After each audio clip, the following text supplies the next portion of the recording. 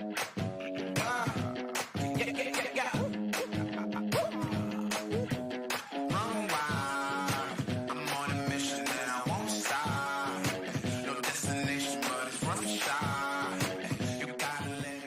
guys, TJ here. So I'm going to hit you straight away. So I do a lot of videos on serviced accommodation and they all tend to be really quite negative. So I talk about escorts, prostitutes, fights, parties, frauds, in some cases stabbings, in some cases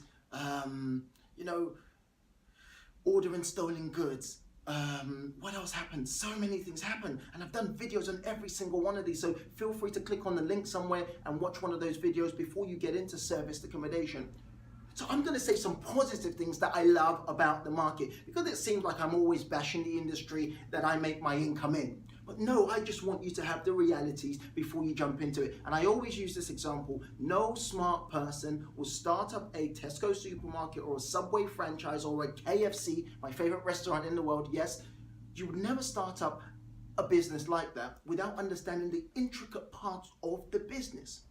Before you start up a Subway franchise, you're going to go on a week, on a month training to understand about branding, to understand about customer service, to understand about how long the bread has to be in the oven, to understand about how fresh the veg and the red onions are. I love red onions. If you're going to start a KFC franchise, you have to understand how long to fry my chicken for. These are the things that are important. So why would you jump into serviced accommodation without understanding what the negative parts are, what the parts that are going to cause you to fail are? And that's why I do a lot of these videos, because the truth is, a lot of trainers are going to tell you it's the best investment in the world, you're going to make some money, you're going to be rich. But the likely chance is there are small, tiny little things that will cause you to fail. Such as there are small, tiny things that can cause any business to fail, and it always pays to understand it. But that's enough about that. I'm going to talk to you about what I love about the industry. What I love is you become a hotelier. So that's number one. You get the chance to nick or to take a small slice of a £28 billion market, which is already there. So people will travel in and travel out, and they need somewhere to stay. So it means if you get yourself a serviced accommodation or a rent-to-rent serviced accommodation, the likely chance of you doing well in it is quite high, because we have 38 million people or 40 million people traveling in to the United Kingdom every single year, and they need somewhere to stay. So that's what I love about it. What else do I like about it? I love the fact that you can systemize the entire process. Now, it's not easy. And don't contact me and say, hey, I want to be a hands-off investor and I want to systemize right from the get-go, because I cannot help you with that. I teach every single person to be in their business and then step out of their business.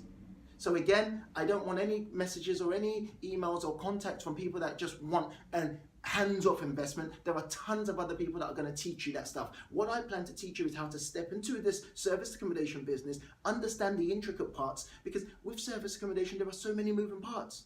As I mentioned, you become a hotelier, so you have to understand your check-in process. You have to get cleaners. Do you hire? Do you use contractors? Do you use agencies? How do you process credit cards? There are tiny little things that you have to understand. So you have to be in the business to make sure you kind of understand it before you can delegate it. For example, once every month, I do a random spot check at a number of my apartments. I just turn up after it's been cleaned, because I know the standard in which my apartments must be cleaned. And I do a random spot check to make sure that my team are actually doing the work. So again, you have to kind of know these things, because if you don't know, you are preparing yourself for failure. So number three, what I love about the market is you get the chance to offer an incredible product to people who need somewhere to stay. And it's fun, it's great seeing reviews, it's great speaking to people and saying, thank you very much, I enjoyed your accommodation, I absolutely loved it, my kids loved the place as well. That's a third reason. Serviced accommodation can be quite fulfilling if it's done properly, and it makes you feel good that you're providing a place for someone to rest their head and they enjoy that stay. Number four, why I love serviced accommodation is because you can use the rent to SA model, rent to serviced accommodation model, which means I can take on a property by renting it and I can make money.